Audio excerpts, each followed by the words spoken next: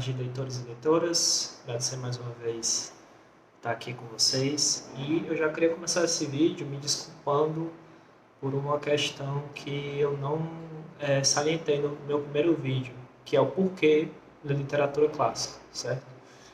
Queria explicar para vocês que existe aí no YouTube, em alguns blogs e até algumas palestras, alguns tipos de frases, de comunicações que algumas pessoas usam, que às vezes você não sabe direito a origem, por que ele colocou aquilo naquele contexto. E quando você lê literatura clássica, você vai conseguir identificar algumas frases, padrões de linguagem, alguns tipos de forma, né, de explicar as coisas, que é muito próprio da literatura clássica também, certo? Só que de repente ali ela está descontextualizada, certo? Está fora de um padrão normal. Então, resumindo, ali você vai ter uma linguagem, certo? Nos livros clássicos mais segura, certo? Lógico que o autor vai estar transmitindo ideias, um pensamento específico, uma questão bastante própria, mas ainda é considerado um território seguro para transmitir pensamentos e ideias, certo? Fora que você vai ter uma tendência a não ser enganado, tá? Por esse tipo de discurso. Isso é uma coisa que hoje em dia é muito fácil você encontrar na internet, tanto em redes sociais, quanto em vídeos, quanto uma série de coisas. Então, é um dos motivos porque você deveria ler literatura clássica. Fora que tem aquelas questões também de preparo da mente, de exercício, isso também é muito, muito positivo, muito valoroso, certo? Eu sugiro aí pelo menos uma média de 40 páginas por dia, mas lógico que se você puder ler 10, 20, quanto mais, melhor, certo? Sua capacidade também de interpretação, se você puder unir isso a uma rotina de estudos, também é muito positiva, certo? Principalmente para quem está estudando para concurso, tá certo? Mas, hoje um dos principais motivos do vídeo é falar sobre esse livro aqui, tá? Que foi sugestão de um inscrito, e falar um pouquinho sobre tudo o que esse livro aqui representa, certo? O que acontece? Esse livro aqui, o título, né? Fascismo e Outros Ensaios, uma excelente introdução para 1984, para vocês entenderem toda a contextualização, todo o enredo e todos os elementos que vai compor aquele texto estão aqui também nesse livro, tá certo? Então, antes de ler 1964, se você ainda não leu, esse livro é excelente, certo? E outra questão é que ele reforça ainda mais essa necessidade, tá, de leitura, tá certo, dos clássicos, porque não se enganem, tá? Os clássicos, os livros clássicos que a gente hoje tem acesso, eles não chegaram facilmente, certo? Muitos autores foram perseguidos, alguns foram mortos. Tudo o que você vê ali de ideias foi muito bem orquestrado para que fosse, para que chegasse da maneira que chegou. Talvez alguns textos e alguns livros nem poderiam chegar até nós como chegaram hoje. Então, vamos dizer assim que foi praticamente uma corrida olímpica para que alguns desses textos chegassem a 2022, né, escrito aí há 2 séculos, 3 séculos, há vários, né, milhares de anos atrás. E esse livro ele tem uma importância também de porque você deveria procurar se aprofundar nesses assuntos políticos, certo? Porque, na verdade, o que ele vai estar transmitindo aqui para a gente ideia é dizer o seguinte, olha, eu queria combinar algumas coisas com vocês, tá certo? Primeira coisa é que eu não vou me isentar de falar a verdade aqui com vocês, tá certo? A segunda coisa é que vocês me prometam que vão se aprofundar nesse assunto. Esse livro aqui é uma introdução, quase um apêndice ao que deve ser estudado em seguida. Então, fica aí esse comprometimento de quem está assistindo esse vídeo, tá certo? Eu também, e você que está assistindo, de continuar seus estudos. Não parar nisso aqui e nem confiar nisso aqui como fonte unânime de opinião, tá certo? Mas esse daqui foi o start, tá certo? Esse livro é o start.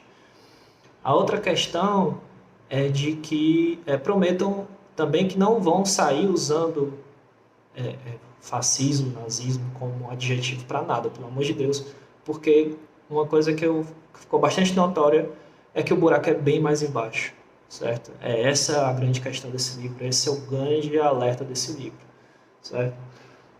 Aqui vão ter vários ensaios, tá certo? Eu não li ele completo, estou finalizando já, mas a mensagem dele já ficou muito nítida, de que aqui esse livro foi escrito por volta de 1948, tá certo? Pouco tempo depois da guerra, e que aquilo que conhecemos como nazismo e fascismo, da forma bruta, deixou de existir, certo? Mas que foi um tipo de força que nós vemos no mundo, tipo de regime, né? Que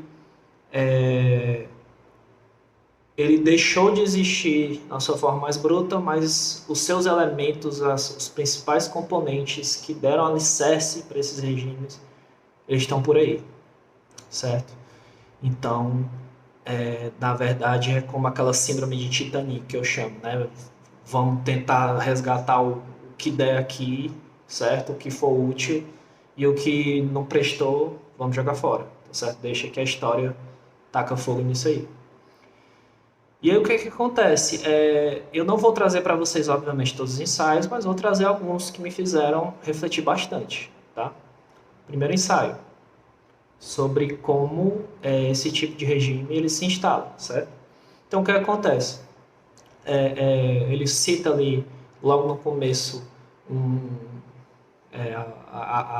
desejo da Espanha em lutar perante um grupo armado chamado Cupom. E a jornalista que fez esse ensaio, ela chegou e se deparou ali com uma cena bastante ridícula, que foi os grupos terroristas trocando armas ali, fornecendo armas para o governo, certo? Então, eis a primeira questão. Ele chamou a atenção do George Orwell esse fato. Ele falou assim, como é que pode isso aí chegar dessa forma? Isso foi a primeira coisa que deixou ele com a pulga atrás da orelha. A outra questão, certo? Como é que surge essa, vamos dizer assim, essa questão literária? Como é que esse tema se integra na literatura, certo? Porque existe uma questão de que em comunicação com as pessoas, né, em termos ali de usar linguagem de autores, criar livros, tá certo? Existe uma predileção pela questão dos escritores, certo? Mais conservadores.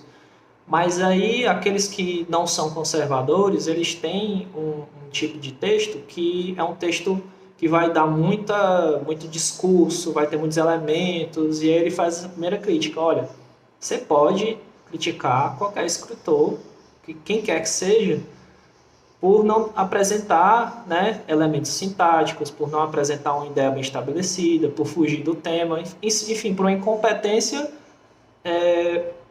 atual, certo? De atuar, no caso.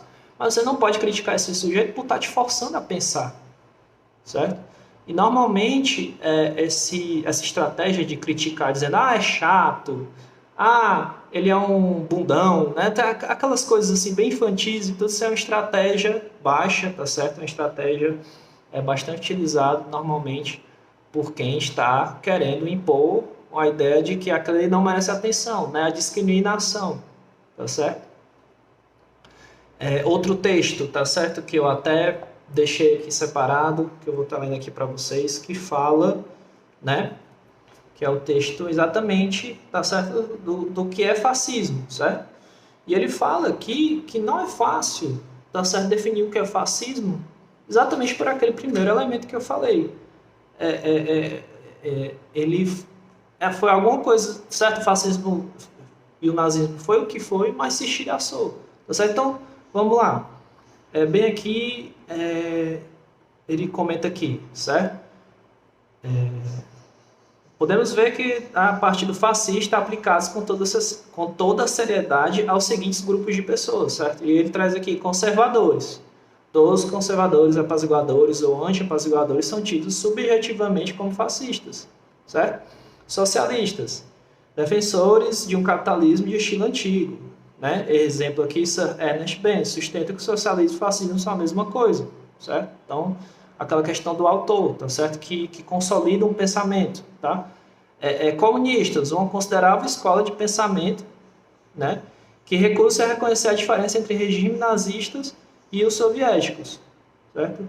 Trotskistas, comunistas que acusam trotskistas propriamente ditos de estar a organização de um próprio Trotsky de serem um órgão criptofascista sustentado pelos nazistas.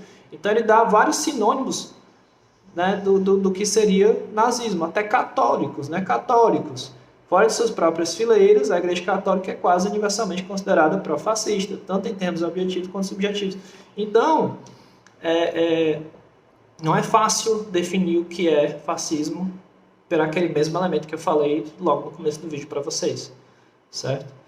E ele deixa também uma reflexão num dos ensaios aqui, dizendo o seguinte: olha, quem pensa aí, né, que o nazismo, por exemplo, surgiu de um movimento de direita, está redondamente enganado, tá certo? O Hitler, ele surgiu ali junto com o proletariado da Alemanha, tá certo? Só que quando foram investigar as reais intenções do Hitler, já era muito tarde, tá certo? E aí entra uma crítica muito pesada que o George Orwell faz aqui nesse livro, que é dizendo o seguinte: olha, direita, tá certo?